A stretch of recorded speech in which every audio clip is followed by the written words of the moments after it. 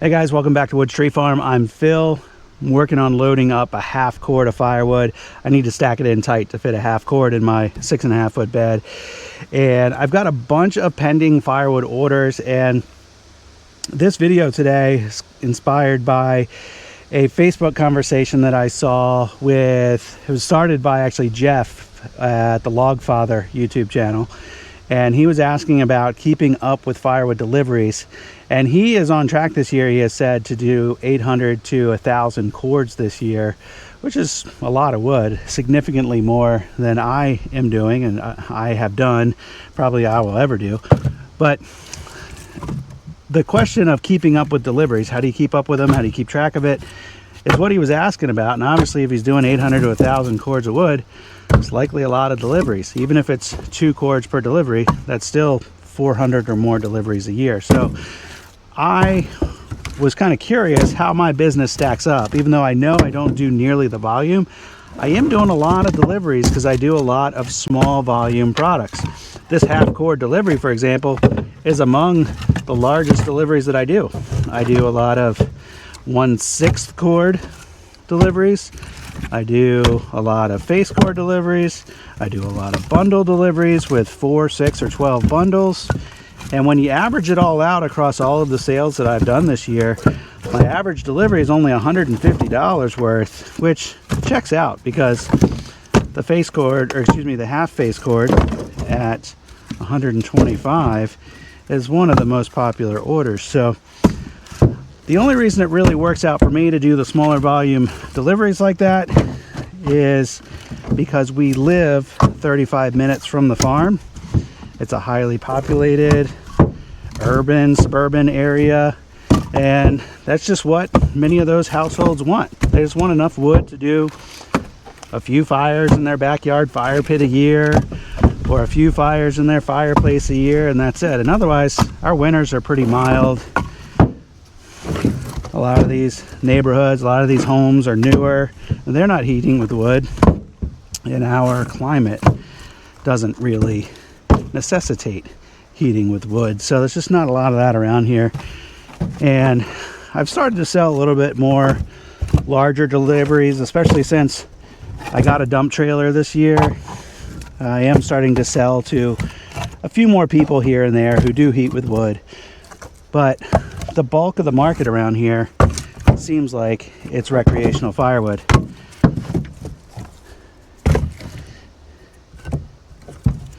So I got looking at my numbers this year because I was just curious how I might stack up to a much larger firewood producer like the Logfather. And I was shocked how many deliveries I've already run, and we're only in October.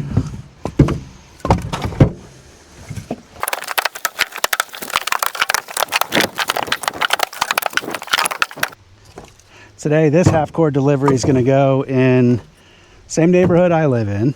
So I'm going to be able to go home, drop my trailer, deliver this one, and then go back home, reload the truck with a couple small volume deliveries that I have with some bundles and a small stack, a 2x4 foot stack, which is one row stacked in the back of this truck.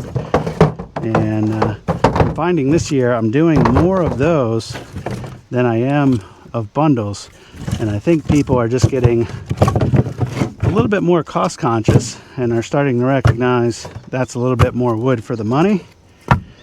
So I'm selling a few more of those, which is fine. I don't need to spend the time bundling as much wood. In fact, this year my bundle sales are way down compared to last year, but overall sales are way up, and small volume bulk products are way up. We got that half cord loaded up in there. That's 4 rows stacked in there tight, heaped up pretty good, and a few extra pieces right at the back against the tailgate. And that will stack up to be exactly a half cord, maybe even a speck over. So next thing we need to do is just wrap up some bundles. I need a minimum of 12 to fulfill an order, and I could use some more in my garage at home where I keep a little bit of extra inventory for quick delivery. But I'm kind of watching the clock here today because there's a bunch of stuff I want to do, and I need to get this wood on the road. But I figured while I was bundling this wood up, I can fill you guys in on my process a little bit, because I know that I really haven't had trouble keeping up with firewood orders. So when Jeff raised that question in a Facebook group last week, I was kind of like, I wonder if maybe I have something unique that I can kind of share with the public out there. Maybe my process is, something that could work for other people. And I'm not doing anything revolutionary, but I do think one of the single biggest things I'm doing that's different, and that just broke. Let's go this way. That is stretching tight. Anyway, one of the single biggest things I know I do that is different than some other people is I take all of my orders on my website. I do very little in cash. I do very little pickup orders, though I'm doing more and more of that. And I'm doing, more than anything, self-serve pickup orders where I can just put a crate of wood out, or one of those white mesh bags, 1/6 cord orders out, or a stack of bundles out for somebody, and they can pay me in advance with a credit card and pick it up at their convenience. And then, that takes a little bit of workload off me. I don't have to load it in the truck. I don't have to drive it anywhere. So that's kind of working out. Anyway, I'm doing more and more of that over time. But I never really thought there would be much opportunity for pickup orders because we are kind of out in the middle of nowhere. But there have been, lately especially, quite a few people make the trek out to our farm from 25, 35 minutes away just to pick up wood. But hey, helps me out.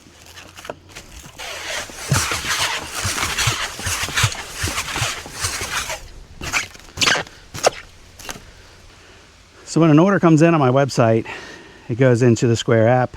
It's right there in order where I can easily view everything. And the single biggest thing that I do that really helps process this efficiently as possible, or get deliveries out as efficiently as possible, is I look at the addresses. I'll skip ahead 2, 3, 4, 5 orders. And if there's anything that can be combined into one truckload or one truck and trailer, or anything that I can deliver on one route to consolidate that time a little bit, I do that. That's somewhat of a manual process, looking at every single order. But otherwise, I don't spend any time at all fielding any phone calls, responding to any emails, and taking any orders, writing down people's credit card numbers. There's none of that stuff. I rarely have to sync up with people on a delivery. 95% of my deliveries are done when people are at work, they're not home, and the order's already paid for, so I don't need to sync up with anybody to get payment either. So there's a lot of efficiencies gained by taking those digital payments. A lot of people have strong feelings about running their business the way they want to run their business, but I'm not an all-cash business, and I think it has some advantages.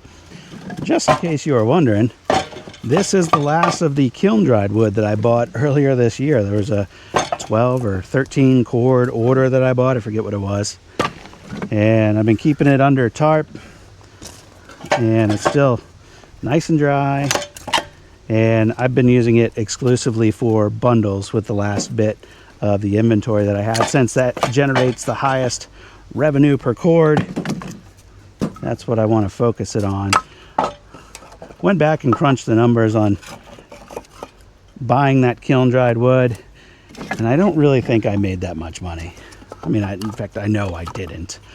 Once you factor in time and fuel and maintenance on a vehicle and, all the time spent on deliveries and all that kind of stuff, really didn't make nearly as much. If I buy a tractor trailer load of kiln-dried wood again, I'm going to have to raise the price considerably. But, I mean, there is sufficient demand, and I continue to get inquiries, probably, 1 to 3 a week here lately, of people asking if I have kiln-dried wood for, bulk orders, or if I'm getting more and when that might be. And unfortunately, it's just not enough margin at the prices I was charging before to really make it worth my time. So I got all the bundles up in the front of the trailer. Just need to pull the truck up so I got room to load some crates with the tractor.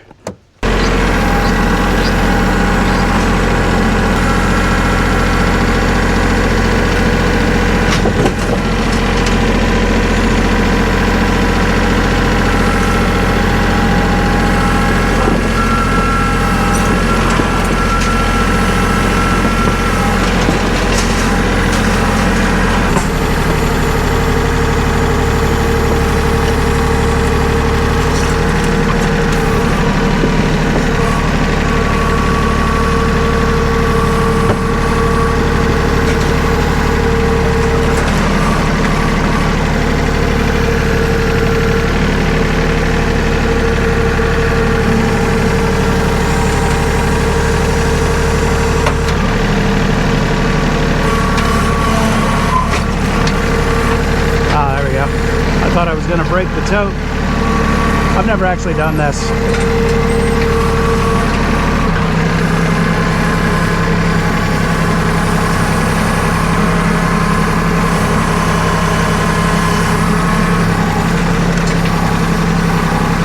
Yeah, that'll work.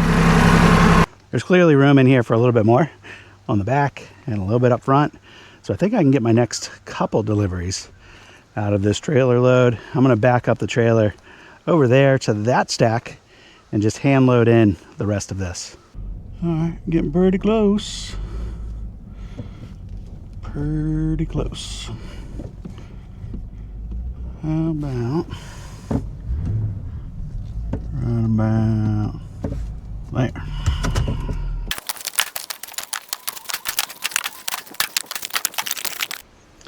While I was wrapping bundles, somebody messaged about getting some barbecue wood. So I've got some at home that they want, but one of the things they wanted, which was pecan chunks, was here. So I could grab that here, meet them back in town for 3 bags of barbecue chunks. They wanted pecan, hickory, and cherry. The other thing I just did, which I'm glad I did, was check the tire pressure in this trailer. I haven't used this trailer much in a while. I definitely haven't used it for any kind of significant weight. And they were about 15 PSI too low. So I know this is approaching the max weight for that trailer, so I'm glad I double checked that before I sent it down the road. But I'm gonna wrap us up today, guys. Hopefully this will open your eyes a little bit to my process, and maybe my process makes sense, maybe it doesn't. Maybe you have some feedback on how to make it better. You can leave that in the comments if you do. Until next time, hope you have a good one. Stay safe. See you on the next video.